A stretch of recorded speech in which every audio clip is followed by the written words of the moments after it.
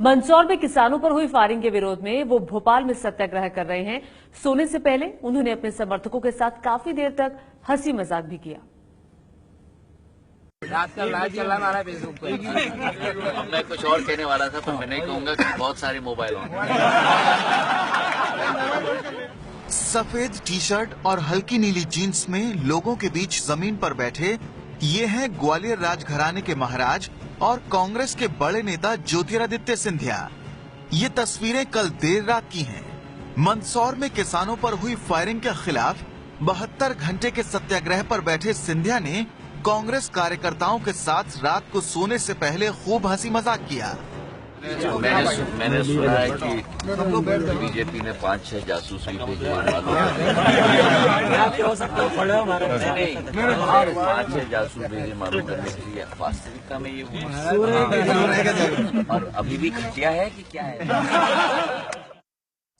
उनके समर्थक सिंधिया का ये रूप देखकर काफी खुश लग रहे थे। शायद ऐसे बहुत कम मौके होंगे जब सिंधिया ने इस तरह से रात बिताई होगी। भले ही देश में राजशाही खत्म हो गई हो, लेकिन उनके समर्थक उन्हें महाराज महाराज कहकर पुकारते नहीं थक रहे थे।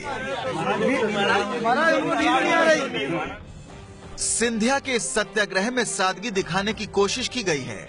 वो इसलिए क्योंकि उन्होंने सीएम शिवराज सिंह चौहान के 28 घंटे के उपवास को 5 स्टार उपवास कहा था। शायद इसी वजह से सिंधिया ने अपने लिए होने वाले इंतजामों में सावधानियां बरती हैं। एबीपी न्यूज संवाददाता ब्रजेश राजपूत ने कल शाम उस टेंट का जायजा लिया था जहां सिंधिया सोए। पंडाल के हम पीछे चले तो ये पीछे ये बैक स्टेज है जहां उनके रुकने और ठहरने की व्यवस्था की गई है। आप देख सकते हैं कि ये ठेठ गांव की खाट बुलाई गई है। इस खाट पर उनके सोने का इंतजाम किया गया है। और ये जो गद्दा है वो टेंट वाले का गद्दा है। और जो यहाँ कोई कूलर नहीं है, यहाँ कोई एसी नहीं है, एक बड़ा पुराना सा फैन लगा हुआ है।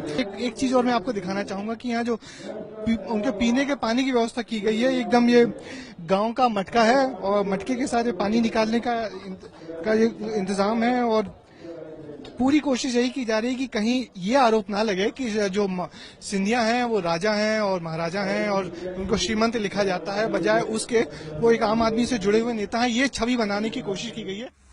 हालांकि सादगी भरे सत्याग्रह पर काफी खर्च हुआ है। भोपाल के टीटी नगर दशहरा ग्राउंड में भव्य पंडाल लगाया गया है। इसमें करीब 3,500 लोगों के बैठने की व्यवस्था है।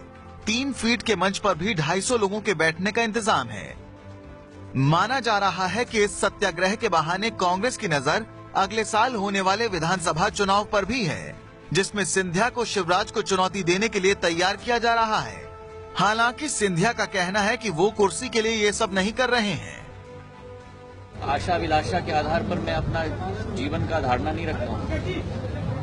मैंने मालूम है तो वो मेरा अंदर आत्मा में एक ज्वालामुखी है, वो कुर्सी नहीं है। 17 जून तक चलने वाले इस सत्याग्रह में कमलनाथ और दिग्विजय सिंह जैसे कांग्रेस के दिग्गज नेता भी शामिल होंगे। ये है एबीपी न्यूज, आपको रखे आगे।